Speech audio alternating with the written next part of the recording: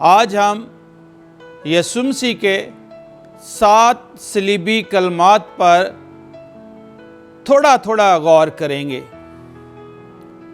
लेकिन इससे पहले कि जो यीशु मसीह ने सलीब पर लटके हुए कहा है उस पर हम गौर करना शुरू करें, हमें थोड़ा सा ये देखने, जानने और गौर करने की ज़रूरत है कि आखिर यीशु मसीह सलीब पर चढ़े हुए क्यों हैं।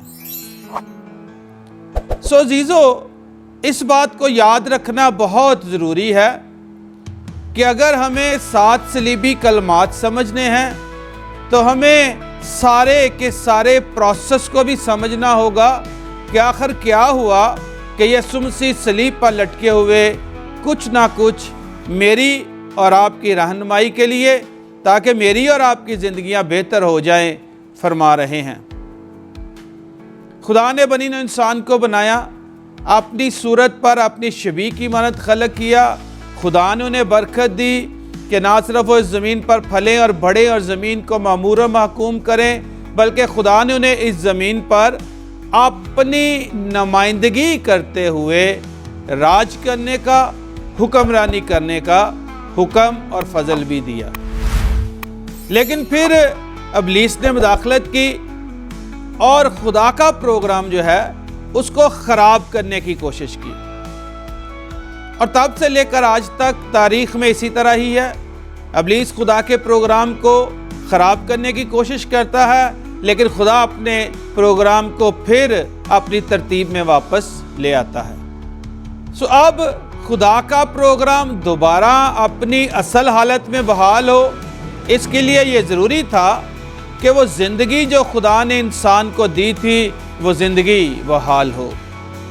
और इस ज़िंदगी की बहाली के लिए ये ज़रूरी था कि ये ज़िंदगी जो खुदा से सादर हुई है, खुदा खुद इसको दोबारा बहाल करे। लेकिन खुदा जो है वो अपने असूलों, अपने फरमान, अपने कलाम की इज़्ज़त करता है, और खुदा उस अपने कलाम और अपने फरमान को लेकर चलता है।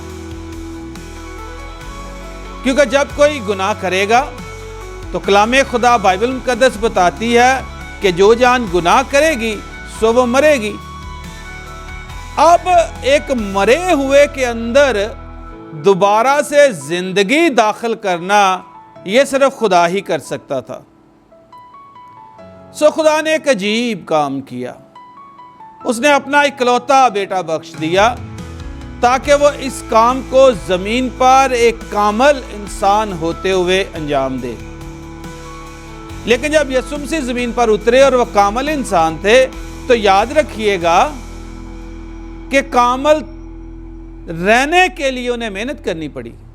इसलिए इब्रानियों के ख़त में इब्रानियों का मुसन्नफ़ ये बताता है कि यीशु मसीह ने दुख उठा कर फरमाबरदारी सीखी।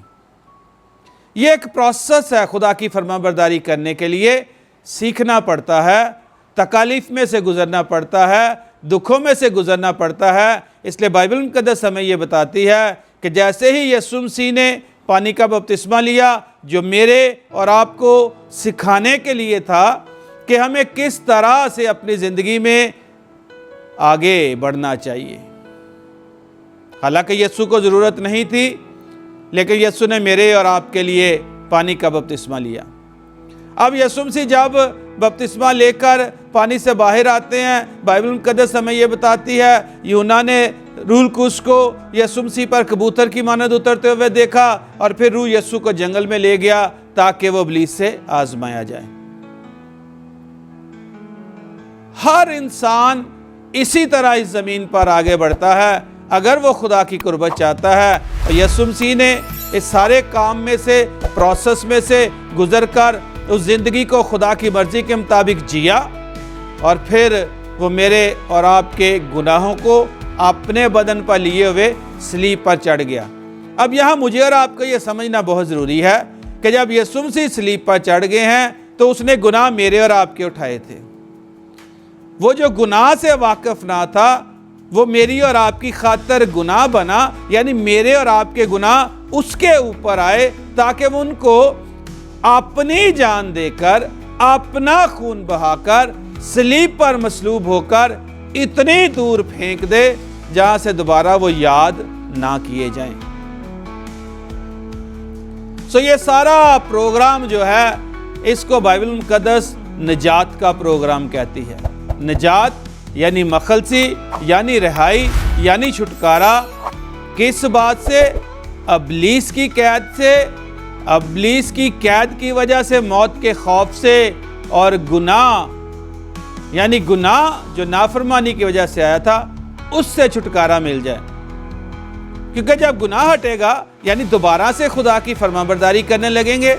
कोई भी इंसान, मैं हूं या आप हो, मसीह पर ईमान लाकर उसके खून से धुलकर, क्योंकि उसने मेरे और आपके गुनाह उठा लिए हैं, तो हमें गुनाहों की माफ़ी मिल जाएगी। जब माफ़ी मिल जाएगी तो फिर हमारे ऊपर से मौत का खौफ ख़त्म हो जाएगा। इब्लीस हमें अपनी कैद में नहीं रख सकता, तो फिर हम उस ज़िंदगी को दोबारा से जी सकते हैं। सो ज़िंदगी की बहाली के लिए यीशु मसीह आज से तकरीबन 2000 साल पहले सलीब पर लटके हुए कुछ कह रहे हैं, और जो वो कह रहे हैं, जो वो फरमा रहे हैं, जो कुछ उन्होंने सिखाया ज़मीन पर रहते हुए, और जो कुछ खुदा करना चाहता था उसकी अक्कासी करता है।